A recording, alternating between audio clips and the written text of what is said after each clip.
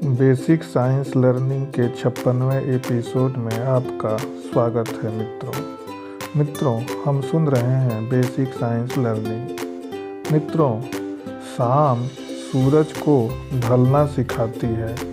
शाम सूरज को ढलना सिखाती है। समा परवाने को जलना सिखाती है। समा परवाने को जलना सिखाती है। गिरने वाले की होती तो है तकलीफ़, गिरने वाले को होती तो है तकलीफ़, पर ठोकर ही इंसान को चलना सिखाती है। पर ठोकर ही इंसान को चलना सिखाती है। नमस्कार मित्रों, आप सुन रहे हैं बेसिक साइंस लर्निंग और हम बेसिक साइंस लर्निंग में विज्ञान के इकाई 11 पौधों में जनन के बारे में बात कर रहे हैं। आज हम भाग 3 में कुछ तथ्यों पर विचार करेंगे। मित्रों, हमने पढ़ा कि फफूंद, जिसे हम राइजोपस या म्यूकर कहते हैं, यह मुख्य रूप से डबल रोटी, पाव रोटी या कई दिनों तक रोटी रख देने पर, अचार रख देने पर यह इसके ऊपर कई छोटे छोटे धागे नुमा संरचनाएँ दिखाई देने लगती हैं और ये एक प्रकार का कवक होता है जो जनन प्रक्रिया को दर्शाता है। यह जनन प्रक्रिया एक अलैंगिक जनन का उदाहरण है। इसके बारे में हमने बताया था। हमने यह भी बताया था कि कुछ ऐसे जीव होते हैं जिनमें विखंडन विधि द्वारा प्रजनन होता है। कुछ ऐसे होते हैं जिनमें वर्धी प्रजनन विधि द्वारा, जिसे हम कायिक प्रवर्धन कहते हैं, उसके द्वारा भी जनन की प्रक्रिया होती है। ये मुख्य रूप से ये सभी प्रक्रियाएं अलैंगिक जनन के अंतर्गत आती है, जिसमें मुख्य रूप से हम स्पाइरोगाइरा, राइजोपस, जिसे कि म्यूकर कहते हैं, स्पर्जिलस आदि में होता है। अब हम आगे वर्धी जनन, जिसे हम कायिक जनन कहते हैं या कायिक प्रवर्धन कहते हैं, उसके बारे में मुख्य रूप से बात करेंगे। कायिक प्रवर्धन वह प्रजनन की प्रक्रिया है जिसमें पौधे के बीज के अलावा अन्य भागों से हम कायिक प्रवर्धन की प्रक्रिया को दिखाते हैं या पौधे सभी दिखाते हैं। इसके लिए हम एक क्रियाकलाप कर सकते हैं। मनी प्लांट हम लेते हैं और मनी प्लांट के पत्ते को हम गमले में लगा देते हैं। उसके बाद हम एक और प्रक्रिया करते हैं कि मनी प्लांट के टहनी को लेकर के हम अलग अलग बोतल या गिलास में लगा देते हैं। कुछ दिन बाद क्या देखते हैं कि उन पत्तियों के नीचे जड़ें आ जाती हैं और यदि हम उसे जहाँ मिट्टी में हमने लगाया है उसमें भी हम देखते हैं कि इसमें भी जड़ें निकल आती हैं, अर्थात एक नया पौधा बनकर तैयार हो जाता है। यह कायिक प्रवर्धन या कायिक जनन का ही एक उदाहरण है। यही प्रक्रिया हम अजूबा के पत्तियों में, जिसे हम ब्रायोफिल्म कहते हैं, उसमें भी यह प्रक्रिया कर सकते हैं। अब हम अगला प्रक्रिया में यह देख सकते हैं कि एक हम आलू लेते हैं। आलू लेकर हम 2 या 3 टुकड़े उसे काट लेते हैं। हमको ध्यान यह रखना है कि उनकी जो आँखें हों वे क्षतिग्रस्त न हों, जिसे हम पर्वसंधि कहते हैं। इन टुकड़ों को हम मिट्टी में डाल देते हैं या मिट्टी में उसे हम दबा देते हैं और लगातार हम 1 हफ्ते तक पानी डालते रहते हैं। क्या देखते हैं कि इनमें कुछ परिवर्तन होता है और ये आलू के आँख नए पौधे के रूप में बनाते हैं। इसी तरह अदरक, हल्दी, गन्ना आदि नए पौधे भी उगाए जाते हैं जो अपने किसान अपने खेती के रूप में इसका प्रयोग करते हैं। हम फर्न में भी अलैंगिक जनन की प्रक्रिया को देख सकते हैं। फर्न एक निम्नवर्गीय पौधा है। इसमें भी पौधे का निर्माण एक बीजाणु अर्थात स्पोर द्वारा होता है। जैसे ही स्पोर हम मिट्टी के नीचे दबता है, वह तुरंत यदि हम लगातार पानी डालते रहें तो क्या देखते हैं कि वह कुछ हफ्ते में एक नए पौधे का रूप ले लेता है।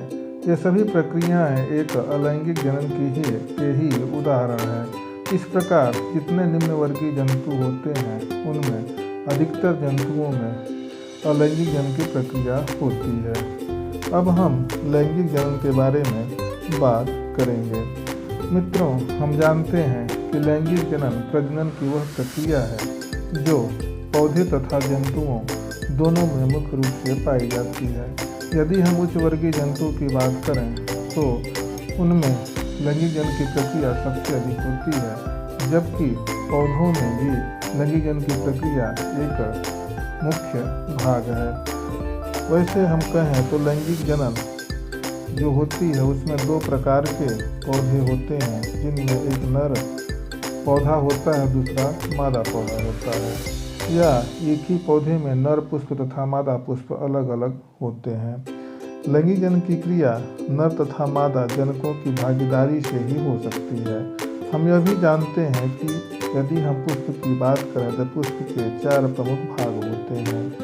यदि हम एकलिंगी पुष्प की बात करें तो एकलिंगी पुष्प जैसे गेंदे का फूल, मक्का, ककड़ी, कद्दू, खीरा, ये सभी जितने भी पौधे होते हैं ये एकलिंगी पुष्प पौधे के अंतर्गत आते हैं, अर्थात इनके पुष्प एकलिंगी पुष्प होते हैं। जबकि द्विलिंगी पुष्पों में मुख्य रूप से गुड़हल, सरसों, मटर, सेम आदि कई प्रकार के ऐसे पौधे होते हैं, उनके पुष्प होते हैं जो द्विलिंगी पुष्प के अंतर्गत आते हैं। ये सभी पुष्प में मुख्य रूप से नर जननांग तथा मादा जननांग दोनों कार्य करते हैं। यदि हम द्विलिंगी पुष्प की बात करें तो द्विलिंगी पुष्पों के मुख्य रूप से 4 प्रमुख भाग होते हैं। उनमें मुख्य रूप से बाह्य दल जिसे हम कैलिक्स कहते हैं, जबकि दूसरा भाग दल होता है। बाह्य दल जो होता है वह हरे रंग का होता है, जो पुष्प के सबसे नीचे भाग में होता है। यह संख्या 3 से लेकर अधिक हो सकती है, जबकि दलपुंज रंगीन होता है और आकर्षक भी होता है, जिसे हम मुख्य रूप से इसे पंखुड़ी भी हम कहते हैं। जबकि पुंकेसर एक नर जननांग है जो अलग भाग को एक संरचना को हम पुमंग कहते हैं, तथा जो स्त्री जननांग होता है उसे हम मुख्य रूप से स्त्री केसर या जायांग भी कहते हैं। यह एक मादा जननांग होता है।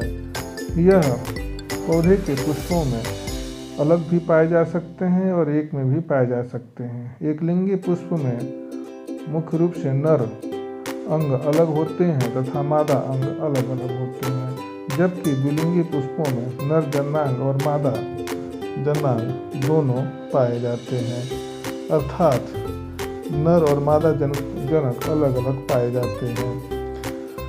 सामान्य पुष्प को में निम्नलिखित भाग हो सकते हैं, जिनमें मुख्य रूप से हमने बताया बाह्य दल जिसे हम कैलिक्स कहते हैं, दूसरा दल जिसे हम कोरोला कहते हैं, यह रंगीन और आकर्षक होता है, जबकि पुंकेसर एक लंबी टहनी जैसी संरचना होती है। जो अधिक संख्या में है तो पुंकेसर कहेंगे और कम संख्या अगर एक है जिसे हम पुमंग कहते हैं। और चौथा स्त्री केसर जिसे हम जायांग कहते हैं। जायांग के भी कई भाग होते हैं जो हम आगे इसके बारे में वर्णन करेंगे। तो यह रहा पुष्प की संरचना के बारे में। तो पौधे के जो नर जननांग और मादा जननांग जो होते हैं वही दोनों जनन प्रक्रिया में भाग लेकर के एक जनन की प्रक्रिया को पूर्ण करते हैं। नर जननांग जिसे हम पुमंग या पुंकेसर कहते हैं, इनमें मुख्य रूप से परागकण होते हैं जो पुमंग में पाए जाते हैं। जब पुष्प अधिक देर तक या अधिक दिनों तक रह जाता है तो उसके परागकण मुख्य रूप से परिपक्व हो जाते हैं और वह हवा में फैल जाते हैं, जो मादा जननांगों को पढ़कर फल या बीज का निर्माण करते हैं। तो मित्रों, आज के इस तीसरे भाग में बस इतना ही। आगे हम चौथे भाग में पुष्प के अन्य भागों की चर्चा मुख्य रूप से करेंगे। मित्रों, आज के लिए बस इतना ही। धन्यवाद।